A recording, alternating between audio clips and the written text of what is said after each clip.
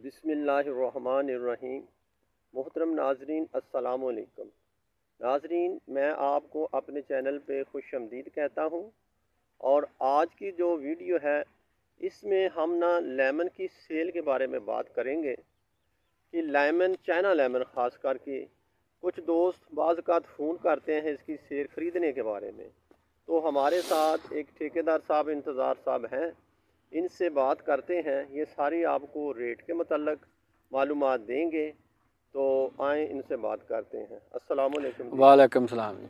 इंतज़ार साहब, लेमन दा गार्डन तुसी ठेके ते लिया होया? हाँ जी, ठेके ते लिया जी। अच्छा, तो दोस्तों अगर तुसी किसी भी यानी किसान भाई या कोई आड़ती या कोई डीलर बाज़ औक़ात ये पेशावर से दोस्त फ़ोन करते हैं ख़रीदने के बारे में, क्योंकि आगे ये सीज़न आ रहा है, ये है दिसंबर का महीना, आगे जनवरी फरवरी आ जानी है, लेमन की कीमत बहुत ज़्यादा अप हो जानी है। तो फिर वो मुझसे राब्ते करते हैं। तो आज हम डायरेक्ट यानी ठेकेदार से आपकी बात करवा रहे हैं। अच्छा, इसका रेट किस तरह मार्केट जा रही है आजकल? अज की तो मार्केट जाती है जी 550 की छली जाती है। पेटी शैली च वजन कितना होंदा? 10 किलो। 10 किलो हाँ वजन जी। होगा। अच्छा इंतज़ार साहब, अगर तुहाडे कोलों कोई ये लेना चाहे, हाँ जी, यानी इत्थों आन के माल चुके तुहाडा, हाँ जी, ਤੇ ਤੁਸੀਂ ਉਹਨਾਂ ਨੂੰ ਕੀ ਰੇਟ ਲਾਓਗੇ? ਉਹਨਾਂ ਨੂੰ ਅਸੀਂ ਜੀ ਲਾ ਦਿਆਂਗੇ 450 400 ਲਾ ਦਿਆਂਗੇ। ਸ਼ੈਲੀ ਦਾ ਯਾਨੀ ਛੱਲੀ 10 ਦਾ, ਕਿਲੋ ਦਾ, ਹਾਂਜੀ 10 ਕਿਲੋ ਦੀ ਜਿਹੜੀ ਛੱਲੀ ਸ਼ੈਲੀ ਦਾ। ਸ਼ੈਲੀਆਂ ਉਹਨਾਂ ਦੀਆਂ ਆਪਣੀਆਂ ਹੋਣਗੀਆਂ? ਛੱਲੀਆਂ ਸਾਡੀਆਂ ਹੋਣਗੀਆਂ, ਕਿਰਾਇਆ ਗੱਡੀ ਦਾ ਉਹਨਾਂ ਦਾ ਹੋਏਗਾ। ਯਾਨੀ ਸਭ ਕੁਝ ਉਹ ਸਭ ਕੁਝ ਇੱਥੋਂ ਲੈ ਕੇ ਉਹ ਜਾਣਗੇ ਪੈਕ ਕਰਕੇ। ਹਾਂਜੀ।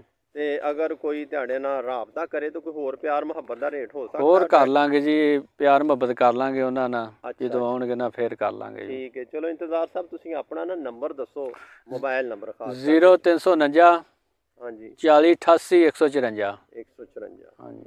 ਦੋਸਤੋ ਤੁਸੀਂ ਇੰਤਜ਼ਾਰ ਸਾਹਿਬ ਦਾ ਇਹ ਨੰਬਰ ਲੈ ਲਿਆ, ਸੁਣ ਲਓ, ਲਿਖ ਲਓ, ਮੈਂ ਉੱਤੇ ਸ਼ੇਅਰ ਵੀ ਕਰ ਦਿਆਂਗਾ।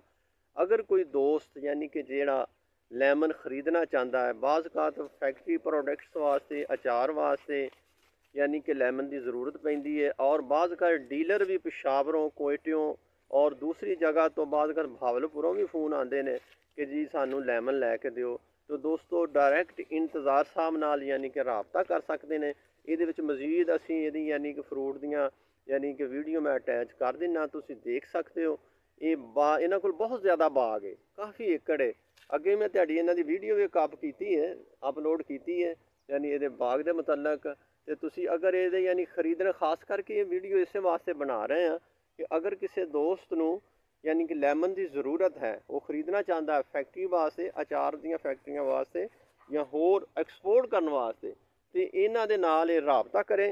इंशाअल्लाह ताला इस तो होर भी अगर तुसी को कंपनसेशन कर सकणगे तो करनगे, रेट दे विच थोड़ी बहुती तुहानू सहूलत देणगे। ਇਹਦੇ ਨਾਲ ਆਪਣੇ ਮੇਜ਼ਬਾਨ ਅਮਾਨਤ ਅਲੀ ਨੂੰ ਇਜਾਜ਼ਤ ਦਿਓ। ਦੋਸਤੋ ਅੱਲਾ ਹਾਫਿਜ਼, ਅਗਲੀ ਵੀਡੀਓ 'ਚ ਮਿਲਾਂਗੇ। ਖੁਦਾ ਹਾਫਿਜ਼।